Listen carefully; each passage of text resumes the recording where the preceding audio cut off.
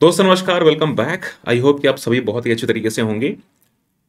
Exam अब पास आते जा रहे हैं और कहीं न कहीं जो डर आपके मन में है कि एग्ज़ाम तो पास आ चुका है और आपका सिलेबस कंप्लीट नहीं है। तो सर इसके लिए कुछ चीज़ें मैं आपके साथ में शेयर करूँगा और उसको बिल्कुल आप ध्यान से सुनिएगा और वीडियो शेयर करिए ताकि और भी लोगों को इसके बारे में पता चल पाए।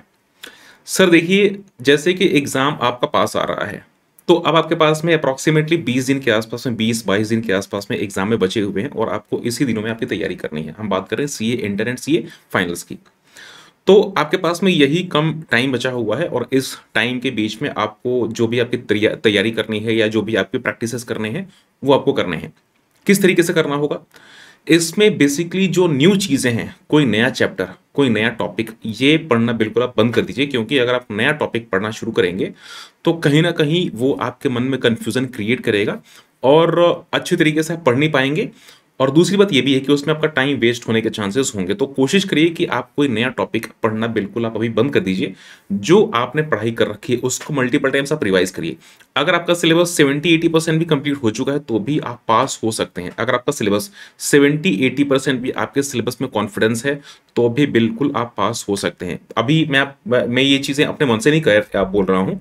अभी 1 या 2 दिन पहले इंस्टीट्यूट का एक वेबिनार हुआ था और उसमें जो वहाँ पे वेबिनार में जो भी गेस्ट स्पीकर्स थे, उन्होंने बताया कि उनका जो सिलेबस था अप्रॉक्सिमेटली 80% 85% के आसपास में कंप्लीट था और उन्होंने वही चीज़ें रिवाइज़ करी और उस तरीके से उन्होंने इसको कंप्लीट कर लिया। तो ये बड़ा इंपॉर्टेंट है कि आपका जो सिलेबस है, जितना कंप्लीट है, उसमें आपकी एक्यूरेसी बढ़ानी है। एग्ज़ाम्पल के लिए, आपका अकाउंट्स है। अकाउंट्स के पेपर में बच्चे फेल क्यों होते हैं? 80 नंबर का करते हैं, 70 मार्क्स का करते हैं, 80 मार्क्स का करते हैं, 90 मार्क्स का करते हैं, लेकिन उनके नंबर आते हैं 35, 40, इस तरीके से मार्क्स आते हैं। रीज़न क्या है? एक्यूरेसी। एक्यूरेसी आपकी सही नहीं है। अगर आप 60 नंबर का कर रहे हो, 60 में से अगर आपको 55 आ रहा है, 50 आ रहा है, तो आपकी एक्यूरेसी बहुत ही अच्छी है। आप कोशिश करो कि एग्ज़ाम्स में आपकी जो एक्यूरेसी है, ये अच्छी रहे। एक्यूरेसी अगर आपकी अच्छी रहेगी, तो आपके सिलेबस भले ही कम कंप्लीट है, लेकिन उसमें आप पास होने के चांस आपके बढ़ जाएँगे। तो ये बिल्कुल आप ध्यान रखिए। जो भी आपका सिलेबस है, जो भी आप चीज़ें पढ़ाई कर रहे हो, उसको सही ढंग से, उसको सही तरीके से पढ़ाई करो कि उसमें कोई कमी ना रहे और जो आप लिखो वो बिल्कुल सही रहे, उसमें एक्यूरेसी बहुत ही अच्छी रहे। इसके लिए सबसे इंपॉर्टेंट है प्रैक्टिस करना। प्रैक्टिस कैसे करना है? अब जैसे इंस्टीट्यूट ने 2 मॉक टेस्ट पेपर्स निकाल दिए, mock test paper 1 and mock test paper 2। तो दोनों ही मॉक टेस्ट पेपर्स आप सॉल्व करिए। प्रीवियस जो मॉक टेस्ट पेपर्स इंस्टीट्यूट ने ले रखे हैं, अगर आपके पास में है मॉक टेस्ट पेपर्स, तो वो आप सॉल्व कर सकते हैं। अदरवाइज इंस्टीट्यूट के जो प्रीवियस क्वेश्चंस हैं, आप उसको सॉल्व करिए। बहुत ही ज़्यादा बेनिफिशियल होने वाले हैं। अगर आप इंस्टीट्यूट का प्रीवियस क्वेश्चन पेपर सॉल्व करते हैं, बहुत ही बेनिफिशियल होगा और उसमें से आप ध्यान से सुनिएगा, उसमें से बहुत सारे ऐसे क्वेश्चंस होते हैं जो कि आपको बिल्कुल वैसे ही मिलेंगे, कुछ नंबर से उसमें चेंज होते हैं। तो ये बहुत इंपॉर्टेंट है। इंस्टीट्यूट के प्रीवियस क्वेश्चंस पेपर आप बिल्कुल सॉल्व करिए, उसमें से बहुत से ऐसे क्वेश्चंस होंगे जो कि आपको मिलेंगे। साथ में इंस्टीट्यूट का जो आरटीपी है, आरटीपी भी सॉल्व करिए। हाँ, कुछ ऐसी चीज़ें हैं जो कि मैं आपको अपने साइड से देने वाला हूँ, जैसे कि कुछ इंपॉर्टेंट टॉपिक्स, कुछ इंपॉर्टेंट क्वेश्चंस।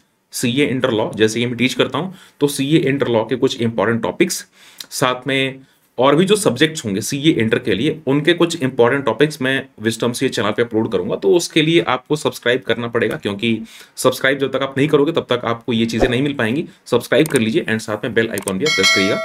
साथ में जो विजडम सीक एप्लीकेशन है, विजडम सीक एप्लीकेशन पे कुछ ऐसी चीज़ें हैं, जैसे आपके जो क्वेश्चंस हैं, एमसीक्यूज हैं, एमसीक्यूज आपको एप्लीकेशन पे मिल जाएंगे। तो वहां से चलते वक्त या कभी भी, चाहे कहीं भी आप हों, आपके पास उस टाइम पे आपके पास में कोई ऐसे बुक नहीं है, तो टिल दैट टाइम आप उसको चीज़ें यूटिलाइज कर सकते हैं फ़ोन निकाल करके और विजडम से एक एप्लीकेशन ओपन करिए।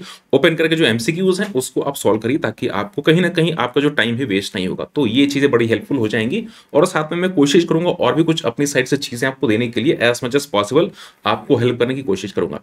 तो फिलहाल में ये कुछ चीज़ें हैं जो कि बिल्कुल आपको ध्यान रखना बहुत इंपॉर्टेंट है और अभी तो खैर जो टाइम है बहुत ही क्रूशियल है। एक एक सेकंड, एक एक मिनट, आपको ये जो टाइम है 20-25 दिन जो भी आपके पास में बचे हुए हैं, इसका बहुत ही इंपॉर्टेंट तरीके से आपको यूज करना है। हाँ, आपको सोना नहीं छोड़ना है। ऐसा नहीं कि आप 24 घंटे जगे रहो, आपको ये चीजें नहीं करनी है। आपको प्रॉपर तरीके से स्लीप, प्रॉपर तरीके से डाइट, ये बिल्कुल फॉलो करना है। कोशिश करिए लिक्विड चीजें लेने के लिए। मतलब कि आपकी जो डाइट है, अगर आप जो जैसे कि रोटी है, चावल है, अगर आप ज़्यादा खाते हैं तो वो थोड़ा-सा ना आलसी आदमी हो जाता है। तो कोशिश करिए बैलेंस डाइट लेने का, रोटी 1 या 2 रोटी कम खाने की और साथ में जो जूसेस हैं, जूस हो गया या कुछ ऐसे लिक्विड चीज़ें हो गई, उसको लेने की, ताकि जो बॉडी है वो एक्टिव रहे हमेशा और आप अच्छी तरीके से पढ़ाई कर पाएँ। तो ये कुछ चीज़ें बड़ी इंपॉर्टेंट है जो कि मुझे आपके साथ में शेयर करनी थी, क्योंकि इस टाइम पे ये चीज़ें शेयर करना बहुत अच्छा है और अगर आप इसको फॉलो करते हैं तो बिल्कुल बहुत ही अच्छे आपके रिजल्ट्स आ सकते हैं। साथ में एक और इम्पॉर्टेंट टिप, सर देखिए, अगर पॉसिबल हो पाए तो आप इस टाइम में मेडिटेशन बिल्कुल कर सकते हैं, क्योंकि ये जो 20 दिन का टाइम है आपके पास में, 20-22 दिन का जो टाइम है, इसमें आपका माइंड कंप्लीटली एग्जॉस्ट होगा। अगर आप मेडिटेशन करते हो तो माइंड आपका बहुत ज़्यादा अगर एग्जॉस्ट है तो भी आपको माइंड को रिलैक्स मिलेगा। तो इससे बहुत ही आपकी हेल्प मिलने वाली है। मेडिटेशन कैसे करना है? सिंपली कुछ नहीं करना, बहुत ही सिंपल है। आपको बस बैठना है या आप लेट सकते हो और लेट करके आप आँखें बंद कर लीजिए और आपको जो आपकी नोज़ है, जो आप साँस ले रहे हो, आउट एंड इन, जैसे कि साँस आप छोड़ रहे हो तो आपको सिंपली फ़ोकस उसी पे करना है। साँस छोड़ने के टाइम पे और साँस लेने के टाइम पे आपको सिंपली उसी पे फ़ोकस करना है। तो कोशिश करिए उस पे फ़ोकस करने की और कॉन्संट्रेट करने का। धीरे-धीरे, धीरे-धीरे प्रैक्टिस होने के बाद आपका जो कंसंट्रेशन है वो लेवल पहुँचना शुरू हो जाएगा और आप उसको अच्छी तरीके से फ़ोकस कर पाओगे। तो ये कुछ तरीके हैं और इसको बिल्कुल आप यूज़ करिए, बहुत ही अच्छा रिज़ल्ट्स आपका आ सकता है। चलिए फिलहाल मैं वीडियो बस यहीं तक की है। वीडियो शेयर बिल्कुल करिएगा और साथ में अगर आप नए हैं सब्सक्राइब कर लीजिए। Thank you so much and take care.